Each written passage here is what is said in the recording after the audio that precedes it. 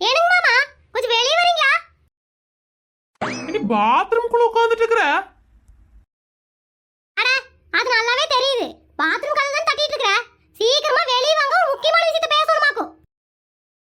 முக்கியமான விஷயத்தை பேச போறாளா? அப்படி என்ன பாத்ரூம்குள்ள இருக்கும்போது முக்கியமான விஷயத்தை பேச போற? அட, பாத்ரூம் என்ன லண்டன்லயா இருக்குது? நம்ம வீட்டுக்குள்ள தான் இருக்குது. நீங்க அதுக்குள்ள தான் இருக்கீங்க. அட, வெளிய வாங்க மாமா, முக்கியமான விஷயம் பேசணும்ங்கறேன். இவ எங்கேயுமே நிம்மதியா இருக்க கூட மாட்டா. ஹால்ல உட்கார்ந்தா வேலை பார்க்க விட மாட்டா. பெட்ரூம்ல போய் படுக்கலான்னு போனோம்னா அங்க படுக்க விட மாட்டா. பாத்ரூம்ல மட்டும் என்ன உட்காரவா விட போறா? இடி பாத்ரூம் போறதை நிறுத்திட்டு வெளியே வந்து அப்படி என்னடி முக்கியமான விஷயத்த சொல்ல போற? காலையில இருந்து வெளியே தானடி உட்கார்ந்துட்டு இருந்த. மாமா, அப்பதான் ஞாபகமே வரல. இப்பதான் ஞாபகம் வந்துச்சு, அதனால கூப்பிடுறேன். வெளிய வாங்க, வெளிய போகணும். வெளியே வாங்க, வெளியே போகணுமா? ஓ, உனக்கு பாத்ரூம் அர்ஜென்டா வருதாக்கோ? ஐயோ மாமா, நீங்க வெளிய வந்தா முக்கியமான விஷயத்தை உங்ககிட்ட சொல்லிட்டு நான் வெளிய கிளம்பணும்னு சொன்னேன். ஓ, அந்த வெளியே வா. வர கொஞ்ச நேரம் இரு.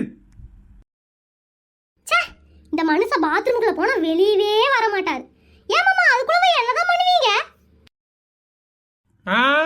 கோவில் கட்டி கும்பாபிஷேகம் பண்ற, உன் சாமி கும்பிட்டு போ. வர வர நல்ல காமெடியா தான் பேசுறீங்க. உன்னை கல்யாணம் பண்ணிட்டே வாழ்க்கையே காமெடியா தானடி போயிட்டு இருக்குது. சரி, மாமா வர்றதுக்குள்ள போய் ஒரு டீயை போட்டு குடிச்சிட்டு வந்துடலாம்.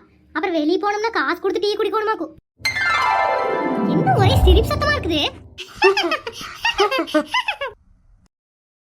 எடி பாத்ரூம் கூட போக விடாம இங்க வந்து நின்னுட்டு என்னடி பண்ணிட்டு இருக்கற? ஆமா, உங்க ஃப்ரெண்ட் சிவா அடிக்கிற கூத்த பாத்தீங்களா? சிவா கூத்தடிக்கிறானா? அவன் குடிக்க மட்டும்தானடி செய்வான். என்ன காமெடியா? அவர் குடிக்காரன்னா நீங்க குடிச்சாதான் உங்களுக்கு தாகால் தெரியாதே. அதெல்லாம் விடுறி.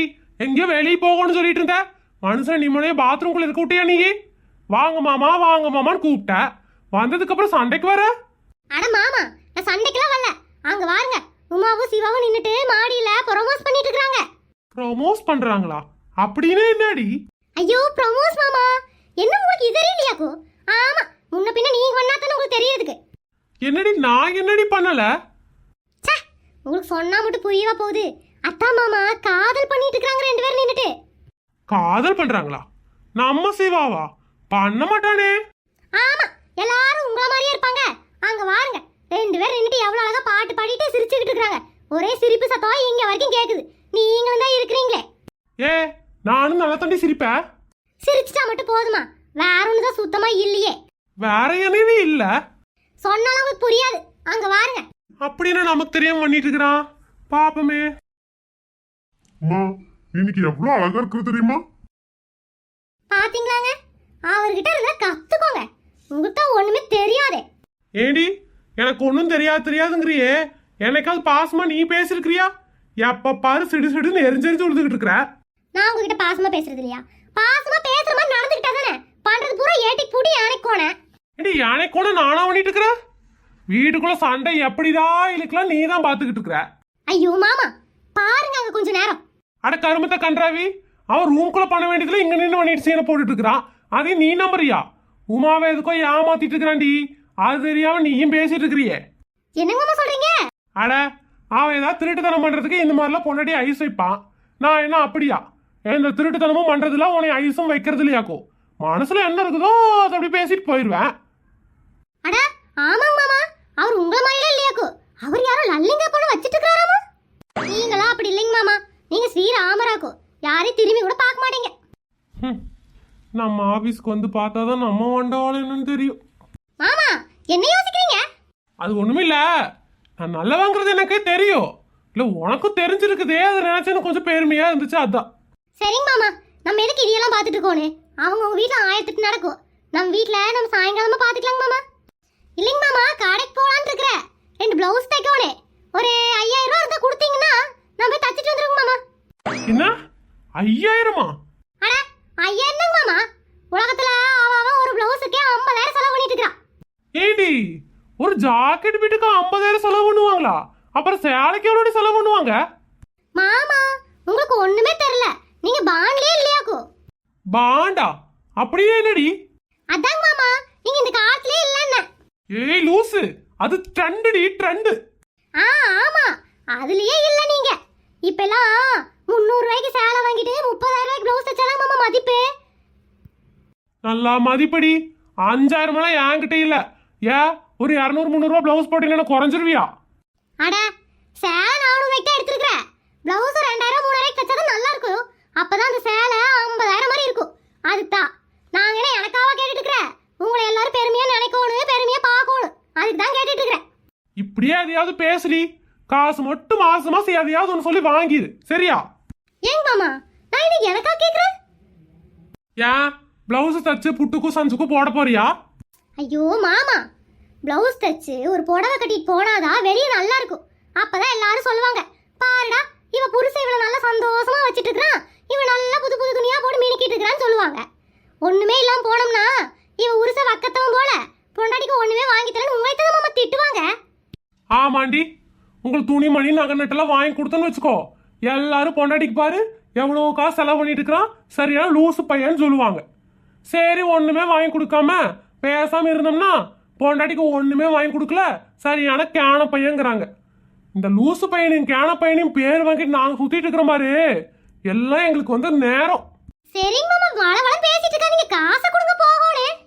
பஞ்சு ரொம்ப உஷாரா இருக்கணும். காசு கொடுத்துட்டோன்னா 5000 ரூபா லபக்குன்னு காலி பண்ணிட்டு வந்துடுவா. காசை கொடுக்கலனா ஊரை கூட்டி ஒப்பாரி வைப்பா. என்ன பண்ணலாம்? ஐடியா, 5000 கொடுக்க வேண்டாம், 2000 மட்டும் கொடுத்து அனுப்பிடுவோம். ஏடி முப்பாத்தா, என்கிட்ட 5000 இல்லையாக்கும், 2000 ரூபா வேணா இருக்குது, கொடுத்தா கொடுக்குற எடுத்துட்டு போ, அப்படி இல்லைன்னா ஒன்னாந்தே சம்பளம் வாங்கிதா. என்னங்க மாமா, கொஞ்சம் நல்லபடியா பிளவுஸ் தச்சு போட்டு போலான்னு பார்த்தோம்னா 2000க்கு வந்து நிக்கிறீங்க. சரி கொடுங்க, வேற என்ன பண்றது, உங்களை எல்லாம் வச்சுட்டு நல்லா போட்டுட்டு போக முடியுமா? சரி இரு, நான் போய் எடுத்துட்டு வரேன். 1000 ரூபா கேட்டோம்னா 500 ரூபா கொடுப்பாரு. அதனாலதான் 5000 ரூபா கேட்டு 2000 ரூபா வாங்கிட்டேன். 1000 ரூபாய்க்கு பிளவுஸ் தச்சுட்டு 1000 ரூபாய்க்கு பத்திரமா சீட் போட்டு வைக்கணுமாக்கும். இந்த டெக்னிக்கை நீங்க பயன்படுத்தினீங்கன்னா உங்க வீட்டுக்கார்ட்ட இருந்தும் நிறைய காசு கறக்கலாம். அப்புறம் எகுத்த வீட்டுல உமாவும் சிவாவும் ஜாலியா இருக்கிறாங்கல்ல, அவங்களுக்கு ஒரு பாலத்துக்கு போட்டு போ. ஏடிங்க சிவானா, உங்களை தேடி யாரும் லல்லின்னு ஒரு பொண்ணு வந்துச்சுங்கண்ணா. யாரு லல்லியா? அட ஆமா உமா, நல்ல மாடர்னா ட்ரெஸ் போட்டு ரொம்ப அழகா ஒரு பொண்ணு வந்துச்சு. சிவானா வீடு எதுன்னு கேட்டுச்சு, நானும் வீட்டை காமிச்சேன். அப்புறம் உன்னை கேட்டுச்சு உமா, அவங்க பொண்டாட்டி இருக்கிறாங்களான்னு. ஆமா உமா வீட்டுல இருப்பான்னு சொன்னேன். ஐயோ அவங்க பொண்டாட்டி இல்லாத நேரமா எனக்கு ஃபோன் பண்ண சொல்லுங்கன்னு சொல்லிட்டு போனாங்க. என்ன கொழுப்பு அவளுக்கு. சிவானா, உமா இல்லாத நேரமா பார்த்து அந்த பொண்ணுக்கு ஒரு ஃபோனை போட்டு பேசிருங்க. அப்புறம் அந்த பொண்ணு நான் சொல்லலாம்னு நினைச்சுக்குமாக்கும். ஐயோ, இந்த முப்பத்த சரியான ஆளாக்கும். ஏயா, உனக்கு எவ்வளவு கொழுப்பு இருந்தா கட்டின பொண்டாட்டி குத்துக்கிற மாதிரி நான் இருக்கிறேன். அவன் நான் இல்லாத நேரமா பார்த்து உனக்கு ஃபோன் பண்ண சொல்லுவா. ஏய், முப்பத்த ஏதோ போய் பேசிட்டு இருக்குதுடி, லூசு மாதிரி எதுக்கோ சண்டைக்கு வந்துட்டு இருக்கிற. ஓ, முப்பாத்தா என் ஃப்ரெண்ட், அவ எதுக்கே போய் பேசோனே? அவ அப்படிப்பட்ட ஆளே கிடையாதாக்கும். ஏய், முப்பாத்தாவில நம்புற கட்டு புருஷன் நம்ப மாட்டேங்கிறேடி லூசு. ஆமாயா, உனக்கு நான் லூசுதான். அதுக்கு தான் லல்லிங்கிற பொண்ணை தேடி போயிருக்கியாக்கு. ஏய், லல்லி ஊர்லயே இல்லடி, அப்ப பாண்டிச்சேரி போயிருக்கிறாளாக்கும். யோ, லல்லி ஊர்ல இல்லன்னு உனக்கு எப்படியா தெரியும்? அப்படி அவட்ட பேசிட்டு தான் இருக்கற. ஏய், அப்படிலாம் ஒண்ணும் இல்லடி, அவ ஆபீஸ்ல தானே வேலை பாக்குறா. ஓ, அவளை இப்ப ஆபீஸ்க்கே கூட்டிட்டு போய் வச்சிட்டியா? ஏய் லூசு, அவ நஜமாலுமே என்ற ஆபீஸ்ல தாண்டி வேலை பாக்குறா. அந்த பேர்ல ஒரு பொண்ணு இருக்கிறது உண்மைதான், ஆனா அந்த பொண்ணுக்கு எனக்கு எந்த சம்மந்தமும் இல்லடி. யோ, இப்பதான் லல்லின்னு யாருமே தெரியாதுன்னு சொன்னேன். அதுக்கப்புறம் குறைஞ்சு கேட்டதுக்கு அப்புறம் பாண்டிச்சேரி போயிருக்கான்னு சொன்னேன். இப்போ ஒரு ஆபீஸ்ல தான் வேலை பாக்குறான்னு சொல்றேன். இன்னும் கொஞ்சம் குறைஞ்சு கேட்டனா அவளை தாலி கட்டி அவளோட குடும்பம் நடத்திட்டு இருக்கிறேன்னு சொல்லுவேன். இதையெல்லாம் கேட்டுட்டு இருக்கு நான் என்ன பைத்தியமா? சொல்லு, நான் என்ன பைத்தியமா?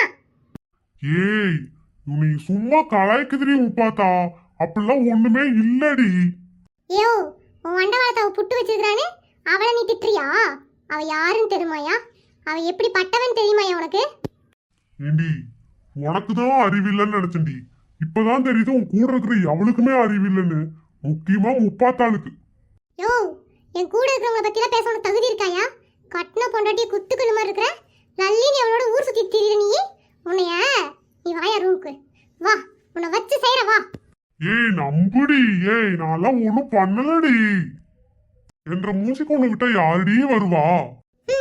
ஒன்றரை மூஞ்சிக்கு என்ன விட்டா எவளும் வரமாட்டான்னு எனக்கு